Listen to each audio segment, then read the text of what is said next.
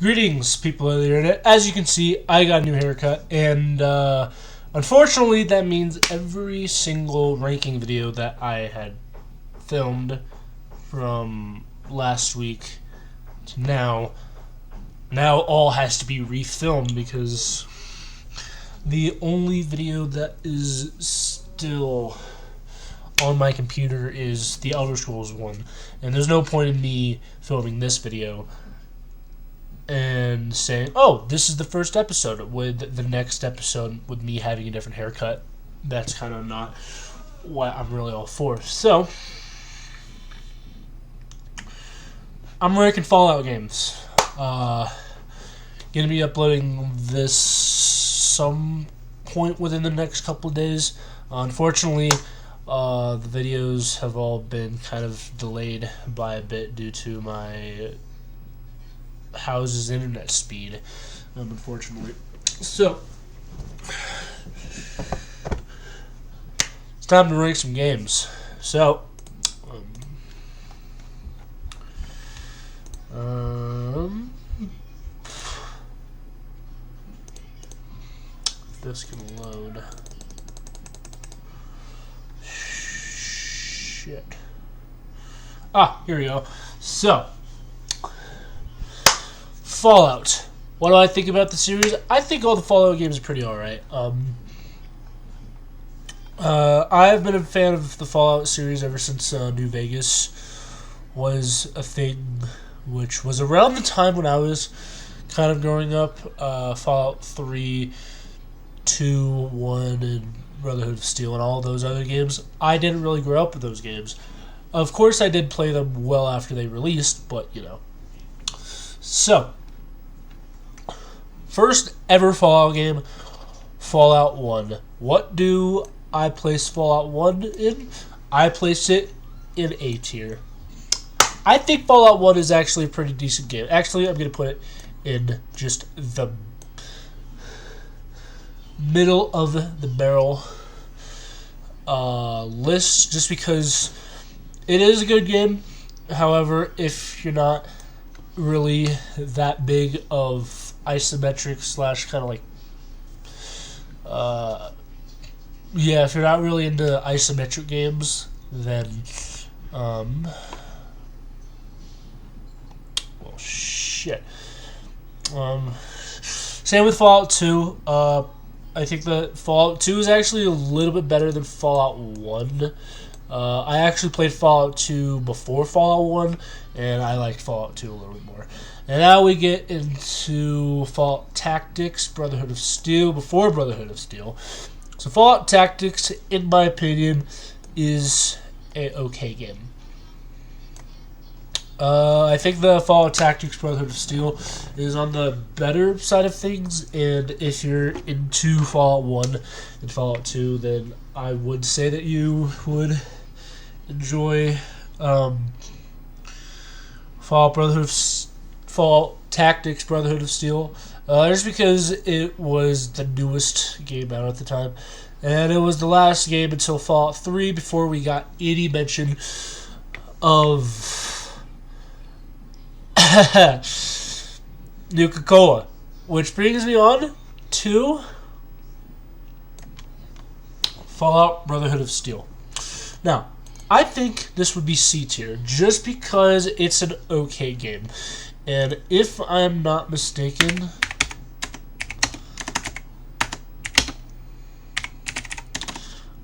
in Fallout Brotherhood of Steel, there is a new drink, simply titled Balls.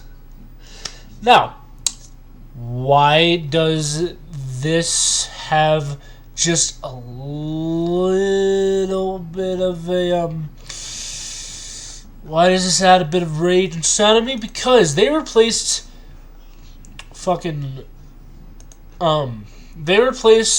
Nuka-Cola with Balls. Now, for a little bit of context here, Nuka-Cola was basically like the main drink of the Fallout games, and even in Fallout New Vegas, Fallout 3, Fallout 4, even in Fallout 76, you still find Nuka-Cola. But Fallout Brotherhood of Steel decided, oh, we should add balls into the game, which is basically the main company that you would find in the Fallout Brotherhood of Steel game, rather than Nuka-Cola, which sucks because bottle caps now, guess what? Balls. Doesn't really make sense. I don't really understand why, of all the soda companies they would go to, they would choose balls, but it's whatever. But yeah, just to show you all just how wacky that game is. Fallout Brotherhood of Steel is actually not like terrible. The only like real good thing about that game is the soundtrack, which it has several songs from Slipknot, Insane Clown Posse, Meshuggah, I believe Killswitch Engage is even in the soundtrack. So if you're into nu metal, I guess Fallout Brotherhood of Steel would be the game for you. But if it's not, then I don't fucking know. And then we get into Fallout 3. I'm just going to put all of the canceled games, including Fallout Extreme. Fallout Extreme was by far one of like the most and a very strange canceled games, because Fallout Extreme was actually the game that was in the least amount of development. I believe it was in development for like a couple weeks, and then they just decided just cancel it. And the reason why I put it in D tier is because I can't play these games. No one can play these games, so I can't really give these a proper ranking because I've never played any of the games. And so once we get into Fallout 3, which I believe sits right at A tier. Now, Fallout 3 is one of the more controversial ones, which obviously we're going to get into Fallout 476 here soon, but Fallout 3 is known as a good shooter, just not a good RPG. You see, with the Fallout games, they were kind of the RPGs. They were on the RPG side of things for a long while, and Fallout 3, while being the first FPS Fallout games, a lot of people didn't really enjoy it as much because it wasn't freaking Fallout New Vegas, which I'm putting in S tier, baby. S tier. Fallout New Vegas deserves S tier because of the story, the soundtrack. That's about it. But in all actuality, though, I do think that Fallout 3 is an okay game. It's not the greatest game in the world, but I do think that Fallout New Vegas is the better game.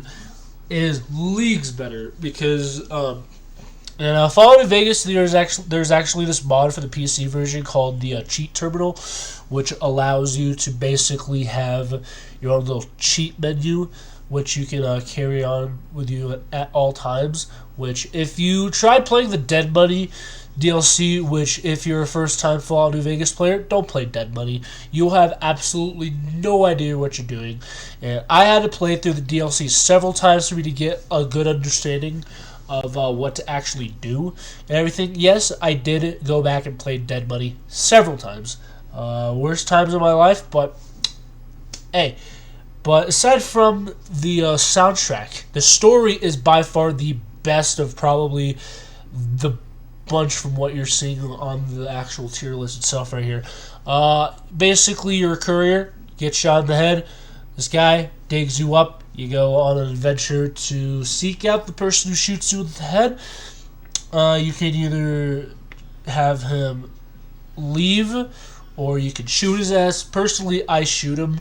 That person was actually unfortunately played by the late Matthew Perry, who died late last year. It was this whole mess, and Fallout fans were devastated. And another thing about Fallout 3 and Fallout New Vegas is that a YouTuber, which I had mentioned in the previous video, also died. He was a big Fallout YouTuber. But aside from Fallout, rest in peace to every person who has ever worked on a Fallout game and who has died.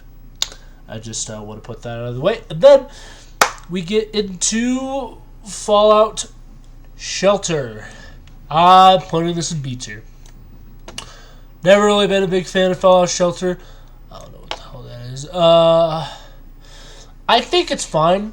I think it's one of the better Bethesda released mobile games out there. It's a lot better than Elder Scrolls Blades, which I'm gonna have to reshoot that video here soon.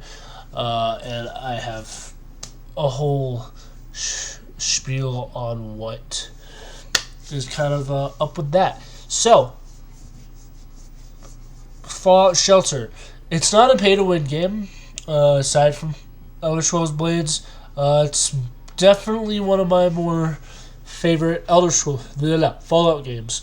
And so I'm actually going to put it at A, because it is actually a fairly good game from what I have experienced of it.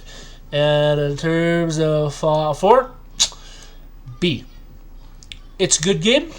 I don't know why a lot of people hate on it. I personally don't really like playing on console, simply due to the fact that you can't really take advantage of console commands. That's why I'm a PC guy. The thing that I'm filming this on, a computer.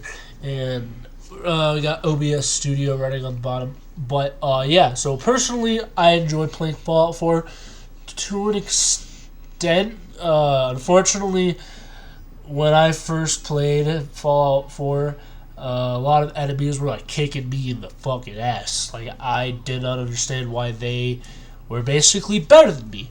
I played Fallout 3, I played New Vegas, I played Fallout 76 before I even played 4, and I was better than the enemies in those games. Fallout 4, the AI is so out of whack, at least on the PS4 version from what I have played. But aside from that, I think the Fallout 4 is an okay game. And then we get to 76. D. I don't like 76. That's it. I bought 76 a couple days after it released, all the way back in, I believe, 2017? Gal out.